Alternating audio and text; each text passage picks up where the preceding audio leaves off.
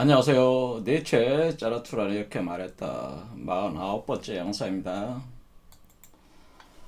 위버벤시를 수태분만한 그 짜라투라는 인류에게 그 위버맨시라는 선물을 주기 위해서 세상에 하강을 했지만은 인류의 그 주를 이루고 있는 인간 말종들, 무리를 이어 살고 있는 대중들은 자라스트라를 원하지 않았습니다.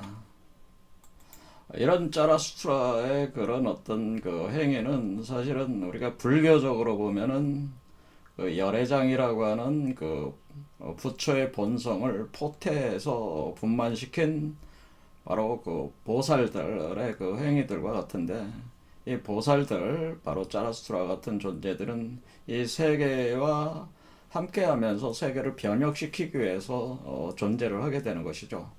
하지만 그런 일을 전개를 할 때에는 그냥 무지막지하게 무식하게 이렇게 가서는 안 되고, 뭔가 그 효율적인 방법을 찾지 않으면 안 된다고 하는 것을 얘기를 해주는 거죠. 그래서 우리가 이런 그 이보멘시라고 하는 이것을 일종의 어떤 프로파간다로 이렇게 전개를 해 나갈 때 어떤 타겟팅을 좀 더 명확하게 해가지고 효율적으로 전개를 해야 된다.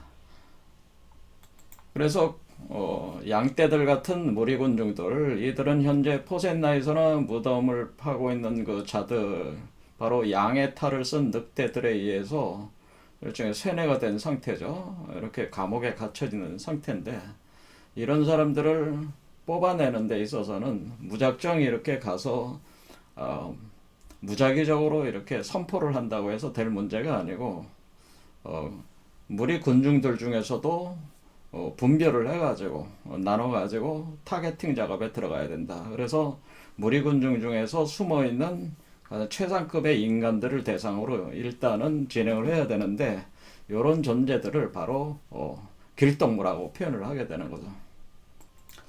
그래서 이제 분류를 할 때 보통 이제는 고대 비전 체계에서는 항아리로 이제는 구분을 하는데요. 항아리 중에서 우리가 밑 빠진 독과 같은 항아리들이네. 그런 사람들은 아무리 이렇게 해도 쏟아부어줘도 다 쏟아버리니까 이런 사람들은 해줘봐야 답이 안 나오는 사람들이. 그리고 깨진 항아리들, 그러니까 옆구리 같은 데다가 이렇게 깨져서 구멍이 있는 항아리들도 그 다음이 되는 거고, 그 다음에 금간 항아리들은 담을 수는 있지만은 금이 가 있는 상태죠. 그리고 온전한 항아리, 이렇게 한 네 종류로 구분을 할 수가 있는 거죠. 그러니까 무리 군중들을 이렇게 한 네 개로 구분을 해서 일단은 온전한 항아리, 그 다음에 금간 항아리 정도의 그 대상들이 무리 군중 속에 있는 그 존재들의 대상들을 길동무라고 볼 수가 있을 것입니다. 그래서 어쨌든 그 무리 군중이라고 하는 이 존재들은 현재 그 사회, 경제, 뭐 가치, 종교, 사상, 철학의 시스템이라고 하는 감옥 구조에 이렇게 갇혀져 있어가지고 그 체제의 권력자들이라고 할 수 있는 그 포센나이서라든가 그 무덤을 파는 자들에 의해서 양을 탈을 쓴 늑대들이죠. 그들에 의해서 지배를 당하고 있으니까 이 사람들을 이렇게 뽑아내는 것 자체가, 그 사람들, 그러니까 양의 탈을 쓴 늑대 같은 이 자들은 자신들을 목자라고 하는 거야. 목자. 그러니까 양떼를 몰고 다니는 목자다. 자기들이 참된 신앙인이다. 그런 생각, 그런 거를 이제 프로파간다로 이제 사람들을 세뇌시켜 놨는데, 그런 사람, 그런 존재들로부터 강탈해내는 그런 개념과 같다고 하는 거죠. 그래서 지난 시간에 이제 요 문제를 이제 봤습니다. 결국 강탈해내는, 도적질해내는 것이다라고 하는 거죠. 그러니까 기존의 그 무리군중과 그 기존의 양의 탈을 쓴 늑대 같은 그 권력자들이 볼 때는 짜라투스라는 강탈자고 도적다, 이렇게 되는 것이죠. 더 나아가서는 이제 악마라고, 이제 사탄이고 악마다, 이렇게 이제 매도를 받게 될 수밖에 없다. 그래서 오늘 이제 그 내용들이 더 적극적으로 이제는 전개가 됩니다. 그러면은 지난 시간에 이어서 한번 계속 읽어보겠습니다. 내가, 그러니까 짜라수라가 목자라고 부르지만은 내 양을 탈을 쓴 늑대, 이 목자라고 하고 하는 그런 권력자들을, 나는 목자라고 부르지만은 자신들을 어떻게 부른다는 거예요? 자신들을 선하고 의로운 자라고 스스로 얘기를 한다는 거죠.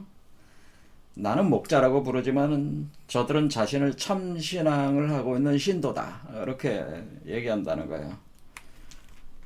그러니까 우리가 이거를 한 2000년 전에 예수 그리스도의 그거와 비유해서 살펴보면 돼. 그때 당시에 이제 바리새인들, 그러니까 유대 사회의 권력을 장악하고 있었던 당시의 종교 철학의 그 지도자들, 그러니까 알만한 사람들이죠. 그러니까 누구보다도 예수를 잘 파악할 수 있었던 사람들, 포세나이서 같은 존재들인데, 이런 존재들이 결국 예수를 십자가에 못 박히잖아요. 못 박혀서 이제 죽이게 되는 주도 세력이 되는 건데, 이 사람들은 바리새인들은 자신들을 그 유대인들의 목자고, 자신들을 선하고 의롭고 자신들이야말로 참된 신앙이라고 진짜 그렇게 생각을 했어요. 그렇기 때문에 그런 거 이제 비유를 하는 겁니다. 그러니까 바로 그 바리새인들과 같은, 그러니까 현대에도 그런 사람들이 많다는 거죠. 지금 선한 자와 의로운 자들을 보라. 이들은 누구를 가장 미워하는가? 자신들의 가치가 새겨진 서판을 깨버리는 자, 부수는 자, 범죄를 저지르는 자다. 하지만 이런 자가 바로 창조자다. 그러니까 2000년 전에 예수가 결국에는 바리새인들의 그 율법 체계, 그 율법이라고 하는 게 하나의 서판에 써져 있는 개념으로 얘기하는 거죠. 그것을 누가 들고 왔냐면은 사실은 모세가 들고 왔죠. 모세가 시나이 산에 올라가서 십계명을 들고 내려 서판. 그러니까 이 서판에 십계명이 써져 있었죠. 그러니까 율법 체계가 이 십계명으로부터 시작하는 거니까 이걸 들고 요런 서판에 기초한 그 하나의 그 양심, 도덕, 그 가치 체계라고 할 수가 있네요. 이 서판을 수호하고 있는 자들이라고 바리새인들은 그렇게 생각을 하고 있는데, 오늘날도 그런 자들이 있다고 하는 거죠. 그런 자들. 그러니까 자신들이 참된 신앙이라고 하고 있는 그런 서판들을 가지고 있다. 양심 목록이라고 하는 것을 가지고 있다고 하는 건데, 그런 거를 깨버리는 거죠. 깨버리는 자다라고 하는 겁니다. 그러면 그것을 가차없이 깨버리면은 어때요? 기존의 체계에서 볼 때는 범죄자가 되는 거죠. 범죄자. 사회의 그런 가치 체계에 순응하지 않은 반골기질. 이제 혁명가가 되는 거죠. 혁명하자는 거냐, 지금? 세상을 뒤집어 엎자는 거냐? 그러니까 바리새인들이 그러니까 어떻게 이걸 죽여요? 예수가 지금 로마 권력에 대항을 해가지고 지금 혁명운동 하려고 한다. 그렇게 로마 법정에 고발을 하잖아요. 비틀어가지고 정치적으로 변화를 시켜가지고 그렇게 고발을 하듯이 그런 식으로 고발을 당한다. 범죄자로서 낙인을 찍는다고 하는 거죠. 하지만은 바로 이런 자가 바로 창조자다라고 하는 겁니다. 참 신앙의 신도들을 보라. 그런 얘기예요. 이들은 누구를 가장 미워하는가? 자신들의 가치 서판을 깨버리는 자, 부수는 자, 범죄를 저지르는 자다. 하지만 이런 자가 바로 창조자다. 다시 또 반복했습니다. 계속 반복하는 거죠. 그러니까 기존의 서판, 가치 체계를 다 무너뜨려야 된다네. 그러니까 이것을 범죄자가 되는 거예요. 사탄 마귀가 돼버리는 거예요. 그래서 우리가 이제 타로 카드에서도 이제 여러분이 보면은 여기서 이제 악마 카드라고 하는 게 있어요. 악마 카드. 여기 15번의 악마 카드가 있는데, 여기서 얘기하는 데블이라고 하는 이 악마라고 하는 것이 사실은 이렇게 기존의 가치 체계를 구성하고 있는 사람들이 볼 때의 그 악마라고 하는 것을 표현해 준 것이기 때문에 이것은 뒤집어서 표현을 해준 거예요. 사실은 이 악마 카드. 그러니까 본질적인 의미는 뭐예요? 악마야말로 그리스도라고 하는 거죠. 자, 창조자가 찾는 것은 길동무다.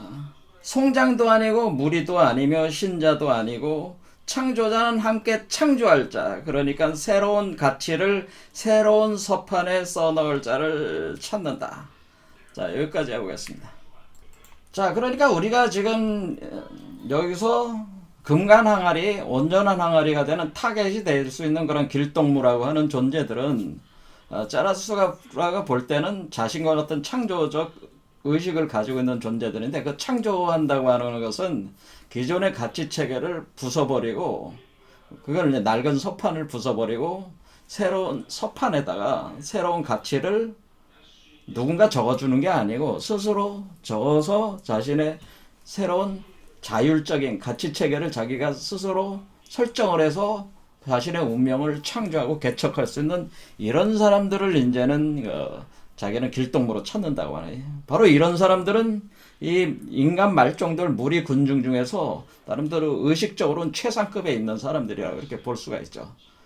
그래서 자신은 일반 무리군중을 원하는 게 아니고, 그러니까 항아리, 밑빠진 항아리, 깨진 항아리 같은 존재들이 아니고, 또 죽은 송장과 같은, 그러니까 고개사 같이 이렇게 밧줄을 타고 가다가 추락해서 죽은 송장과 같은 자들, 그리고 신자, 그리고 자신들이 바리새인과 같이 또는 포센나이서 같이 이런 자신의 권력을 가지고 자신이야말로 참된 신앙인이라고 이렇게 내세우면서 정의를 수호한다는 식으로 그냥 말 꼴값을 따는 놈들 있잖아요. 그런 놈들이 자신만이 양심가인 척하는 놈들이 많이 있어요, 이 세상에.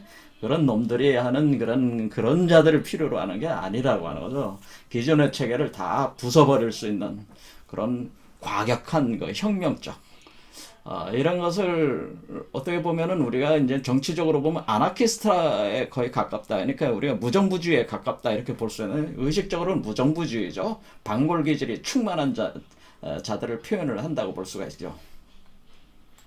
자, 방금 이제는 우리가 이제 서판이라는 그 메타포가 나왔어요. 중요 메타포 개념 중에 지금 첫 번째 이제 서판이라는 게 여기 나왔는데 이 서판에 대해서 알아보겠습니다. 다시.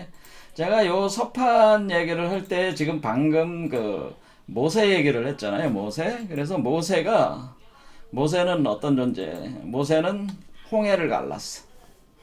이게 역사적 사건이라고 생각하시면 안 되고, 홍해라는 거는 홍해는 불타는 바다라는 뜻이잖아요. 이게 원래 그 홍해는 빨간 바다라는 불타는 바다라는 표현이에요. 그런데 지팡이를 들어가지고 홍해를 갈랐어.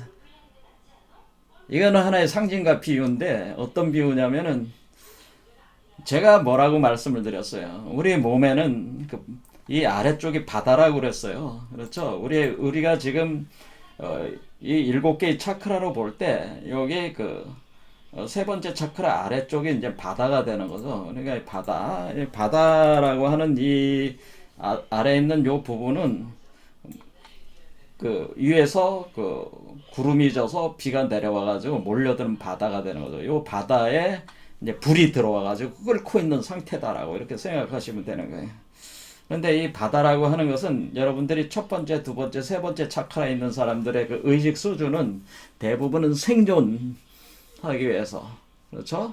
그리고 생존하려면 뭐가 필요해? 뭔가 소유, 많이 가져야 되잖아요. 그러니까 생존과 소유욕에 집착되어 있는 사람들이죠. 그러니까 하나의 짐승적인 욕망 중에 가장 강력한 짐승적 욕망이죠. 살아남고자 하는 욕망, 생존하고자 하고, 그러기 위해서는 더 많이 가져야 돼. 오늘날의 이게 황금 만능 사상이 이제 여기서 표출이 되는 거죠. 황금. 이 소유를 하는 게 뭐야? 자기를 안정적으로 삶을 버팅겨줄 수 있는 물질적 소유에 집착하는 사람들이 이제 이 단계에 있는 사람들이죠. 근데 이게 황금 만능주의라고 하는 만능주의. 그러니까 현세에서의 그런 쾌락과 행복을 추구하는 자들이라고 그렇게 볼 수 있어요. 철저하게 거기에 매칭이 될 수가 있는 거예요. 그러니까 돈이 최고야. 믿을 건 돈밖에 없어. 뭐 그런 존재들이. 자, 그러면 요 단계에 넘어서면 이제는 사회적으로 돈이 좀 있으니까 그때는 사회적으로 뭔가 명예, 뭔가 삐까뻔쩍한 명패 같은 게 있어야죠. 무슨 직위 같은 거 상징한 명함 같은 거 그거 들고 다니려야 되니까 그 다음 단계는 세 번째 차크라 단계가 바로 사회적인 어떤 인정을 받고 싶은 욕구가 또 생기는 거예요. 근데 여기서는 우리가 이 바다 아래쪽에 있는 사람들은 주로 생존과 살아남기 위한 소유욕에 미친 듯이 발광하는 사람들이다 이렇게 보시면 됩니다. 여러분들이 지금 현재 우리 사회가 지금 현재 그렇잖아요. 많이 발전을 했어도 물질적으로 많이 발전해서도 기본 의식은 변하지 않았다고 하는 거죠. 그런데 모세가 지팡이를 들고 쫙 가는 건 뭐야? 여기서부터 여기 위에까지 꽉 하기 위해서 이 바닷물을 갈랐다고 하는 것은 뭐야? 이 첫 번째, 두 번째 차크라를 거쳐서 세 번째, 네 번째 차크라를 가는 길을 예비를 한 거란 말이야. 이 네 번째 차크라까지 올라가는 길을 연 것이다 이렇게 보시면 돼. 이렇게 열어젖힌다고 보면 돼. 이렇게 쫙 열어젖혔어. 그러니까 이 지팡이가 뭐냐면은 바로 여러분들이 지팡이를 뭐로 만들어요? 나무로 만들잖아요. 나무. 그러니까 이게 뭐 이렇게 나무가 이렇게 돼. 이게 이 나무가 쫙 자라는 게 뭐야? 이 나무 기둥이란 말이야. 지팡이는. 그러니까 모세의 지팡이는 사실은 생명나무 지팡이다라고는. 그렇죠. 그래서 이걸 이제는 원래 모세 지팡이 자기 형인 아론한테 줬지만은 나중에 모세 지팡이 뭐 달라졌다고는 얘기는 합니다. 하지만 모세 지팡이가 원래 이게 나중에 어떻게 변하냐면 뱀으로 변한단 말이에요. 뱀.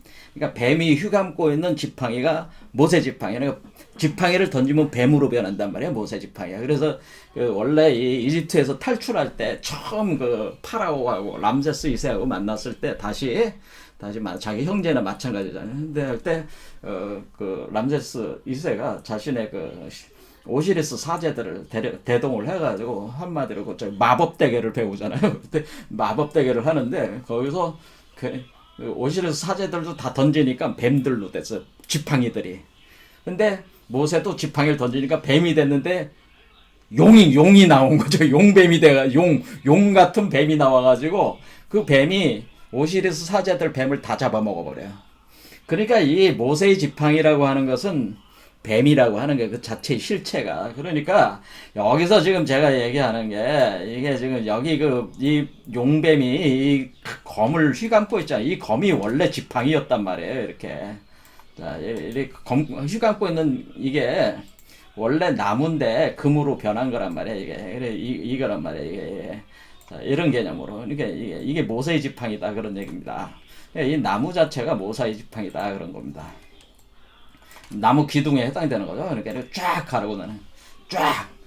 모세 지팡이. 그래서 모세도 원래 그 모세라는 이름이 이집트에서는 모세가 아이라는 표현이에요. 아이. 그러니까 아이를 의미하는 단어다. 그런 얘기죠. 이게. 그러니까 이게 뭐예요? 이 아이가 바로 그 아이로 태어나는 게 유보맨시잖아요. 그러니까 모세 사상이 뭐예요? 유보맨시 사상이야, 사실은. 자, 이런 걸 표현했는데 모세가 홍해를 가르고 시나이산으로 갔단 말이에요. 시나이산으로 가가지고 거기에 이제 사람들을 이끌고 와서 거기서 주둔을 했어요. 한 1년 정도 주둔을 할 때 시나이산에서 자기가 그 시나이산 꼭대기에 올라가서 율법을 그 자기가 가지고 내려와 서판에 10개를 가지고 내려온단 말이야. 그래서 그 산에서 그 이 서판을 들고 왔는데 서판을 들고 왔단 말이야. 서판을 10개를 들고 왔어. 자, 10개라고 하는 거는 뭐냐면은 10개는 자, 여러분들이 이게 이제 상징 비유 체계잖아요. 이게 그냥 나온 게 아니고 이게 이렇게 보면은 여기서 지금 10개는 뭐예요? 5개와 5개로 돼 있는 거잖아요. 여러분들이 이쪽 손가락으로 보면은 5잖아. 숫자 5잖아. 이쪽에 왼쪽이 5고, 5. 그 다음에 이쪽 손이 5잖아요. 5개. 그러면 하나로 합하면 10개란 말. 그러니까 이쪽 서판 두 개의 서판이야. 그러니까 그것 역시 뭐를 얘기하는 거예요? 이 탑과 같은 개념이죠. 이 탑 또는 기둥으로 표현이 된단 말이에요. 그러니까 이쪽에 이 탑에 해당되는 게 5개고 이게 서판으로 표현한 거죠. 그 다음에 이쪽 탑에 해당되는 게 5개란 말이에요. 그래서 합하면은 10개가 되는 거예요. 그럼 여러분 몸은 십자가 운동을 한단 말이에요. 이 10운동을 한단 말이에요. 이 안에서. 그러니까 여기 5 여기까지 오면 5야. 여기. 그럼 합하면 15가 된단 말이에요. 이게 원래. 요게. 그래서 이쪽 5와 이쪽 5와 합해서 10이 되고 10 둘러치고 여기서 또 5가 들어와서 15 진주다. 보통 우리 동양 철학에서 이렇게 얘기를 하는 겁니다. 자, 어쨌든 양쪽에 5개 들고 와서 10 커맨드먼트라고 그랬어요. 10개를 들고 왔단 말이야. 근데 10개를 들고 와서 인데 서판이란 말이야. 서판에다가 썼잖아요. 그치? 10개라는 게 있잖아. 근데 10개가 뭔지는 아직도 몰라요. 그러니까 많은 분들이 이제는 10개가 뭡니까? 10개가 뭡니까? 할 때 10개가 아직도 10개가 원래 10개가 무엇이었느냐?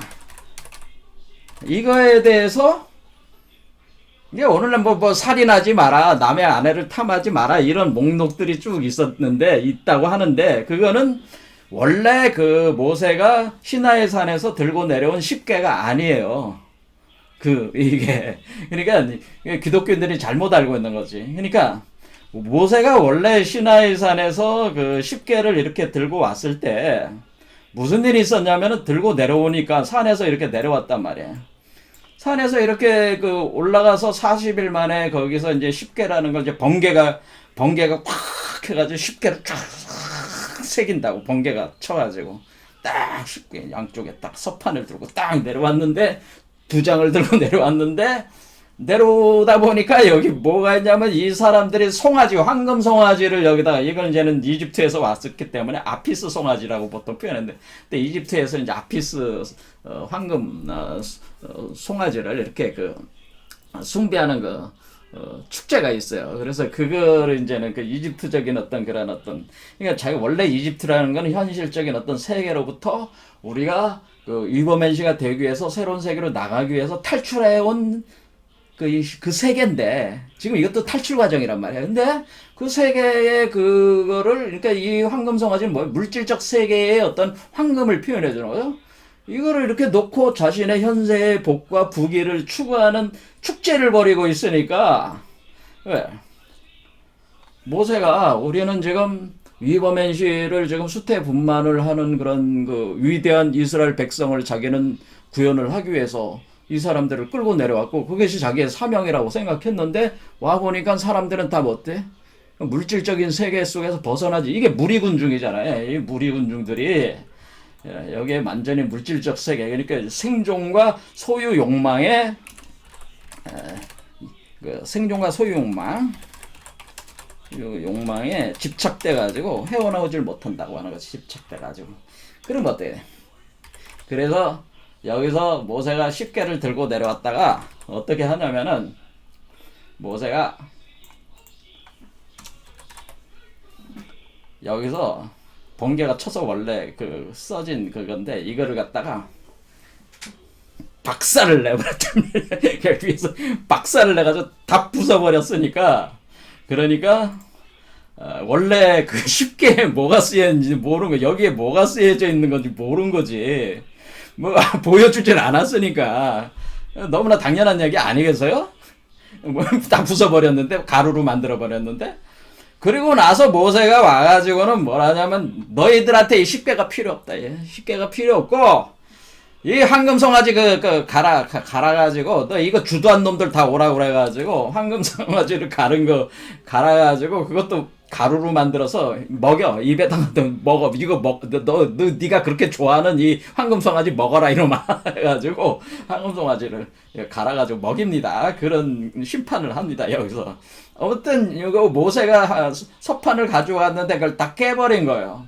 그리고 와서 다시 모세가 또 산으로 올라갑니다. 다시 산으로 올라가서 또 다시 서판을 다시 들고 내려온 거예요. 그러니까 지금 뭐냐면은 이 서판을 두 번을 들고 내려왔다는 거예요. 서판 첫 번째 첫 서판은 깼고 서판들은 깼다는 거예요. 깼다. 근데 두 번째 서판에 오늘날 유대 율법의 근간이 되는 십계명이 써져 있다고 하는 거죠. 그러니까 오늘날 이제 기독교인들이 믿는 이 십계명이라고 하는 것은 이 두 번째 들고 내려온 거예요. 이렇게 내려올 때 그럼 첫 번째 서판에 있는 내용과 두 번째 있는 서판에 있는 내용이 같은 것이냐? 아니라는 거죠. 그러니까 모세가 이때 이제 그게 이제 전설이라고 하는 거예요. 그래서 이 두 번째 가지고 내려왔을 때 그 서판은 뭐냐면은 이제는 모세가 생각을 하기에 지금 인류의 의식 수준이 너무 낮아. 그러니까 여기서 보면은 인류는 거의 밑빠진 항아리에 깨진 항아리. 그러니까 의식 수준 자체가 지금 우리가 바다를 가르고 나왔지만은 이 바다에 해당되는 요 두 번째 의식의 바로 이 황금소에 대한 의식이거든요. 황금소에 대한 의식인데 아직까지도 요 단계에 머물러 있기 때문에 이 사람들은 어때? 황금소에 대한 집착을 벗어내지 못하는 이 현실 세계에 있어서의 어떤 부귀 영화, 현재적 가치, 그러니까 이집트의 오시리스 그 제2체계라고 하는 그 체계에서 익숙해져 왔던 그런 축제라든가 그런 것이 추구해 왔던 현실 세계에 대한 그 욕망에 대한 구현에 대한 그것을 벗어버리지 못한 거죠. 그거 이집트라고 표현을 한 거예요. 그걸 이집트. 갇혀 있는 거죠. 그 세계. 그러니까, 오늘날 우리가 볼 때는 뭐예요? 니체가 볼 때는, 짜라투라가 볼 때는 지금 기존의 가치 체계가 이집트죠. 그러니까 모세가 위버맨시로서의 짜라투라와 같은 개념으로서의 모세가 볼 때는 그 기존의 그 이스라엘 백성들이라고 하는 사람을 자기가 끌고 나왔지만 이 사람들의 의식은 여전히 이집트적인 의식. 그러니까 기존의 의식에 갇혀 있다고 하는 거죠. 그러니까 이 사람들에게는 사실은 필요가 없다고 하는 거예요. 그러니까 이 10개가 진정한 10개가 필요 없고 뭐예요? 너희들은 너희들 수준에 맞는 10개. 그러니까 뭐 남의 아내를 탐하지 말고 오직 한심만을 믿어라. 뭐 그런 그게 뭐야? 그러니까 이 사람들은 뭘 행위를 하나를 하더라도 뭐 돼지고기를 먹지 마라, 뭐는 어떻게 해서 먹어라, 뭐 하나하나 일일이 이렇게 가르쳐. 그게 이제 율법들이 자꾸 발전을 해서 뭐예요? 그 사람들의 생활 자체를 전부 다 지배하고 있잖아요. 그거는 세계 최고의 율법 체계를 가지고 있는 게 유대 민족이고, 그 다음 이슬람도 믿는 분들이죠. 이런 분들은 이 생활을 어떻게 하는가 하나하나까지 다 해. 컨트롤 한단 말이야. 제약을 준단 말이야. 그게 율법 체계들이잖아요. 왜? 수준이 낮으니까 뭐 짐승들이니까 짐승들에게 필요한 율법으로 통제할 수밖에 없다는 거지. 그러니까 모세가 지금 두 번째 들고 나온 서판은 한마디로 지금 현재의 수준의 의식 수준에 맞는 낮은 수준의 사람들을 대상으로 하는 율법 체계를 가져온 거니까, 그럼 원래 서판에는 뭐가 써져 있습니까? 이렇게 얘기했을 때 원래 서판에는 카발라 철학이 써져 있었다는 거예요. 카발라. 그러니까 카발라라고 하는 뭐 위대한 이 카발라라고 하는 거는 이것이야말로 위버맨시를 수태 분만하는 메커니즘이 카발라라고 보시면 됩니다. 카발라는 이제 모세의 절학이긴 하지만은 유대밀교로 전승되는 거긴 하지만은 이 카발라 내용이 지금 니체가 얘기하는 위버맨시 수태분만 짜라투트라 철학과 같은 거예요. 위버맨시 수태분만에 관한 텍스트란 말이에요. 텍스트가 첫 번째 서판에 있었다는 거지, 이게. 근데 이걸 안 가르쳐 준 거지. 그러면서 이 모세가 그 일반 무리 군중들에게는 그 수준에 맞는, 낮은 수준의 의식에 맞는, 한마디로 뭐 돼지고기 먹지 말고 이런 아주 유치한 우리가 볼 땐 아주 유치하고 그렇게 제가 볼 땐 아주 유치한 얘기들이죠. 그런 걸 또 해야지만이 자기는 참신앙인이라고 생각을 하는 거잖아요. 그렇잖아요. 그런 것들을 가지고 이제 제어를 하는 그 사람들이 이제는 어떤 나쁜 길로 빠지지 않게 제어를 한다, 뭐 이렇게 한다 하면서 뭐 노트를 만드는 거지. 목록을 만들어 가지고 이제 한마디로 제시된 거란 말이야. 그러니까 이런 것은 사실 그러니까 우리가 유대 율법이나 이슬람 율법은 다 사실 다 버려야 되는 거예요. 근본적인 이게 아니거든요. 인간을 근본적으로 위법인시로 변화시켜주는 철학이 아니란 말이야. 더 이상 그 서판 내용이. 그런데 원래 서판에는 카발라가 있었는데 이거를 받아들일 만한 수준이 안 됐어. 그래서 모세가 이 내용을 누구한테 가르치냐면은 여호수아 같은 그리고 제사장들 중에 이제 탁월한 사람들을 이제는 해가지고 그 사람들에게 몰래 이제는 비밀하게 전수되는 하나의 위버맨시 수태분만에 대한 이론, 바로 그게 카발라인데 그 카발라를 전수를 시켜주는 겁니다.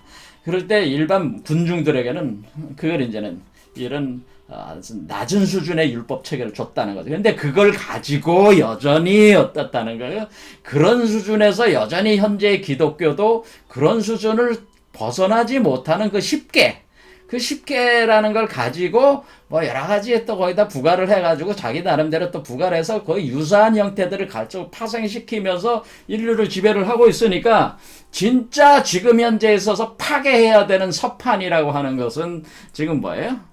지금 우리가 기독교나 불교라든가 모든 종교책에서 얘기하는 자기 나름대로 그 가치 체계를 적어놓은 것 또는 우리가 사회적인 율법 체계라고 하는 어떤 그런 사회적으로 그 공감되고 또 동의되는 어떤 통제를 위해서 나름대로 그 서로 공유하고 있는 약속 체계들도 다 무너뜨려야 된다고 하는 거죠.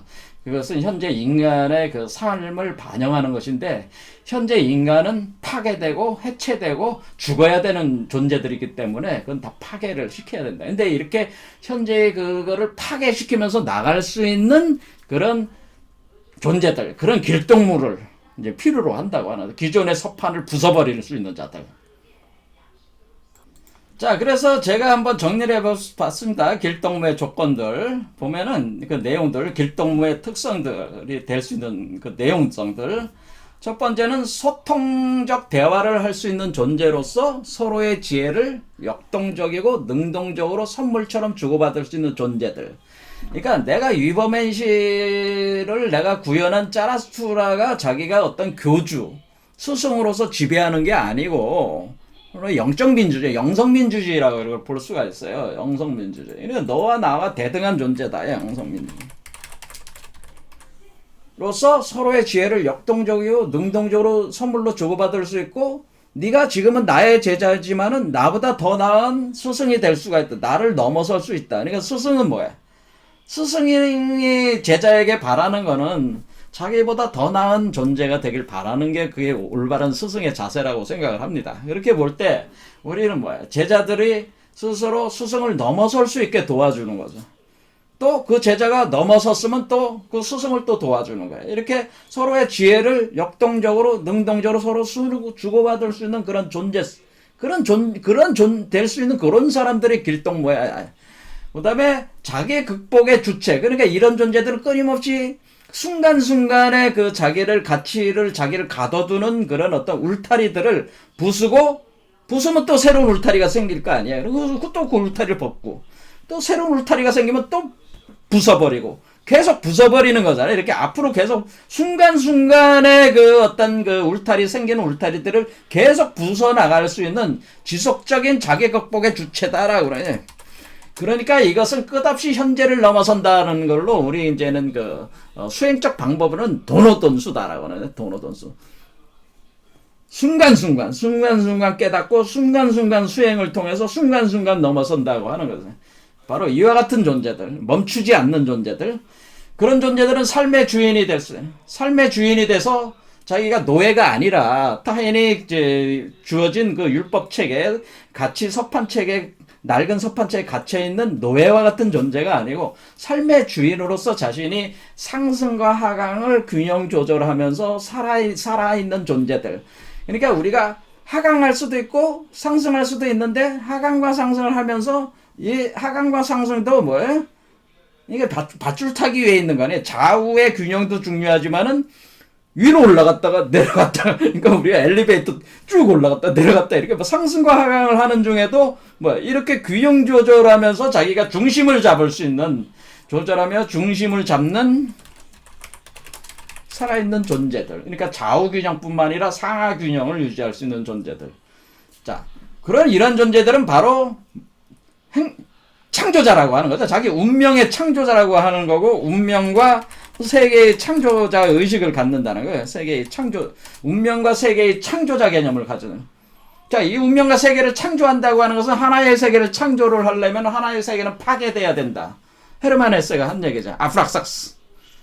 새가 돼서 날아가는 건 하나의 세계를 창조하는 거고, 그러면 이전의 세계가 파괴돼야지 날아갈 수 있는 거니까 바로 운명과 세계의 창조자 의식이 있어야 된다는 거예요.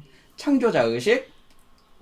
자, 이렇게 창조를 할 때 이 사람은 뭐냐면은 기존의 선악의 개념들, 선악의 이원성을 넘어서야 된다. 그래서 여기 보면은 우리가 니체가 자기가 짜라쭈라니 이렇게 말했다. 1883년, 1885년 사이에 만든 책이지만 그 이후에 1886년에 선악의 저편이라는 건 뭐예요? 선악을 넘어서 간다는 얘기예요. 그러면 또 1888년에 우상의 황혼이라는 건 모든 우상을 부숴버린다는 거죠. 기존의 가치 체계를. 이와 같이 선악을 넘어서는 자라는, 우상들을 파괴하는 자라는 거죠.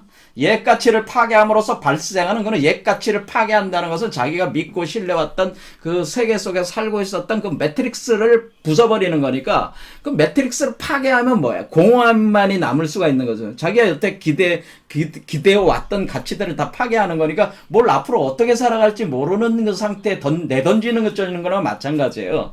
그럴 때 그때의 허무주의, 그때 밀려오는 니힐리즘 허무주의의 그 파국에 빠지지 않고 스스로의 삶의 가치를 설정할 수 있는 존재들. 그러니까 자기의 그 서판을 새로운 가치들로 채울 수 있는 존재들. 이런 존재들. 그리고 짜라수라 길동무의 관계는 바로 역동적 사랑이고 우정이다라고 하는데요. 그래서 결국에 이런 사람들을 내가 그 길동무로 삼는다고 하는 것은 짜라수라 혼자서 이 세계를 바꾸려고 하는 게 아니고 뭐예요? 집단적 세력, 사회적 권력 주체로서의 집단적 권력 세력으로서 우리가 성장을 해야 된다고 하는, 사실은 이 세계를 뒤집어 엎어버리겠다는, 그러니까 혼자는 안 되고 모으는 거죠. 모아가지고 세력을, 집단적 사회적 세력을 만들어가지고 이 세계를 뒤집어 엎겠다고 하는 하나의 정치적 권력으로의 성장으로의 그 목표성도 사실은 내재를 하고 있는 거죠. 니체의 생각이. 그러니까 지금 우리가 그 삶을 살아가는 것이 혼자서 내가 뭐 위버맨시 수태분만해서 혼자 수행하고 끝나는 게 아니고, 이 보살정신이라고 하는 것은 바로 나 혼자서 끝나는 게 아니고 내 주변 사람, 내 그 이웃, 내 사회, 내 국가 안에 있는 그 위버맨시를 추구하는 사람들을 찾아내가지고 하나의 사회 권력, 국가 권력의 주도 세력으로 만들어서 이 세계를, 지구를 완전히 뒤집어 엎어버리겠다고 하는 그런 광호한 그 의식이 있는 겁니다, 여기에. 그래서 그것을 하는, 그건 뭐 힘의 의지죠. 힘이 그런 어떤 가장 효율적인 그런 방법으로, 그런 방법으로 이렇게 해나가면은 내가 이 세계를 뒤집어 엎을 수 있겠다. 그러니까 무조건 무리군중, 그러니까 밑 빠진 독과 같은 그 무리군중들한테 이 아까운 이 에너지를 낭비하지 말고 이런 사람들을 찾아가지고 길동무를 삼아서 세력을 구축하자. 뭐 이런 것이 이제는 니체의 그 생각이고, 짜라수를 통해서 이렇게 표출이 된 거죠. 자, 그래서 그 다음 내용은 이제는 또 하나의 메타포가 나오는데, 길동무를 이제는 어떻게 함께 추수할 자라는 메타포가 이제 등장해요. 여기 두 번째, 첫 번째는 서판 메타포가 나왔고, 두 번째는 추수와 낫이라는 메타포가 있습니다. 요 내용을 들어보겠습니다. 창조자는 길동무를 함께 추수할 자를 찾는다. 그의 곁에서 모든 것이 무르익어서 수확을 기다리고 있기 때문이다. 그런데 그에게는 100개의 낫이 없어서 이삭을 손으로 쥐어뜯으며 짜증을 내고 있다. 창조자는 길동무를, 자신의 낫을 갈 줄 아는 자들을 찾는다. 이들은 선과 악을 없애버리는 자고, 또 선과 악을 경멸하는 자라고 불리겠지. 하지만 이들이야말로 추수하는 자들이요 축제를 벌이는 자들이다. 짜라추드라는 함께 창조하는 자들을, 함께 추수하는 자들을, 함께 축제를 벌이는 자들을 찾는다. 물이나 목자나 송장과 함께 해서 무엇을 창조해낼 것인가? 그런 것으로는 창조할 수가 없다라는 것이야.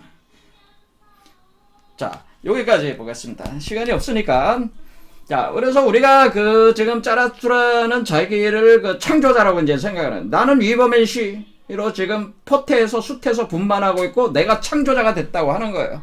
그래서 지금 뭐냐면은 인간을 창조자로 만들기 위한 프로젝트라고 하는 거예요. 사실은 위버맨시 프로젝트는 니체가 추구하는 건, 인간은 본래 창조자였다. 그런데 본래 창조자지만 그 창조자의 모습을 잃어버린 거죠. 그래서 창조자로서 인간을 다시 구현을 해야 된다라고 하는 거예요. 그런 방법이 뭐냐면은 위버맨시를 숯에 분만하는 과정이 창조자로 만드는 과정이라고 하는 거예요. 하지만은 짜라추드라는 이미 위버맨시를 숯에 분만했기 때문에 짜라추드라는 창조자라는 거예요. 근데 자기가 창조자인데 자기가 지금 풍년을 잃었단 말이에요. 자기가 풍년을 잃었어. 자기는 뭐냐면은 지금 짜라추드라는 어떤 거예요? 짜라추드라는 자신의 몸 안에서 지식의 나무와 생명의 나무를 자라게 해서 6번째 차크라까지 오면은 꽃이 피고 열매를 맺었단 말이에요. 꽃이 피고 열매를 맺었다. 바로 지식의 나무와 생명의 나무가 꽃이 피고 열매를 맺었다라고 하는 겁니다. 자, 열매를 맺을 때 우리는 그 가지에 쫙 가지들이 쳐나가면서 어떻게 해요? 열매들이 달리니까 열매가 하나가 아니지. 그러니까 이걸 이제 풍년이 들었다. 풍년이 든다고 하는 거다. 풍년. 풍년이 든다라고 하는 풍년. 우리는 뭐, 위버맨 씨의 이 풍년이 들 때 이건 뭐예요? 이 풍년이 든다고 할 때 꽃이 피고 열매를 맺었다. 이 열매가 바로 생명의 열매라네. 꽃이 피고 생명의 꽃이 피어서 생명의 열매를 맺었다라고 하는 거다. 생명의 꽃들이 피고 생명의 열매라. 그러니까 그래서 여기 머리 위에 여기 보면은 이 연꽃잎이 1000개의 잎을 같은 연꽃잎으로 표현된 게 엄청난 꽃들이 피면서 생명의 열매들을 맺었다고 하는 거예요. 열매를 맺었고, 그래서 풍년이 들었다. 그래서 그걸 우리가 이제는 우리 철학적으로는 삼풍이다라고 하는 삼풍. 풍년이 들었다. 그래서 삼풍이다. 그때 우리가 삼풍이라고 하는 것 자체가 뭐예요? 이쪽에 좌우중, 우리가 중도의 길을 따라서 올라온 거잖아요. 그래서 삼풍이 된 거예요. 삼풍. 그래서 풍년 열매를 맺었는데, 그러니까 지금 자라수라가 이렇게 길동무를 모으고 이렇게 하는 이유는 바로 자기가 맺은 이 생명의 열매들을 가지고 이것을 추수를 해서 이 추수된 걸 가지고 빵을 만들고 포도주를 만들어서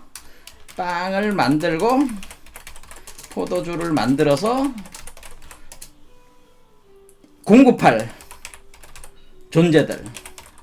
그러니까 그러니까 우리가 삼풍에서 추수를 해서, 추수해서 빵을 만들고 포도주를 만들어서 공급할 그런 길동무들이 필요로 한다는 거죠. 그런 길동무들.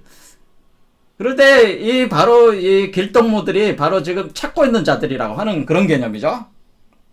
그런데 여러분들이 이제 생각을 해보세요. 짜라수라만 이런 게 아니고 지금 이 길동무들도 다 풍년이 들겠죠. 결국에는 하나하나 풍년이 들을 거 아니야. 그러면은 그 풍년이 든 그런 것을 수확해야 될 거 아니에요. 그러니까 결국에는 뭐 닭이 먼저냐 달걀이 먼저냐의 개념이 있지만은 첫 번째는 짜라수라가 풍년이 들어가지고 풍년이 된 거야.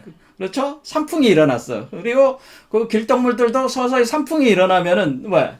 그래서 추수를 해야 된단 말이에요. 그러니까 길동무가 곧 또 추수자가 되는 거죠. 그래서 이 추수를 할 때에 추수를 이제 낫으로 가는 거니까 낫으로 이렇게 쳐서 추수를 하는 개념이니까 이게 낫을 갈 줄 알고 낫으로 추수를 할 수 있는 그런 존재들을 찾는다고 하는 의미 자체는 결국에는 짜라수라만 이렇게 풍년을 얻는 게 아니고 길동무들도 또 풍년이 돼가지고 자기 스스로에 달린 생명의 나무에 맺힌 생명의 열매들을 추수를 해서 빵을 만들고 포도주를 만들어가지고 또 세계에 공급할 수 있는 그런 뭐야 이래 세력이 세지는 거죠. 점점 이런 사람들이 하나 둘 계속 늘어나면 어때?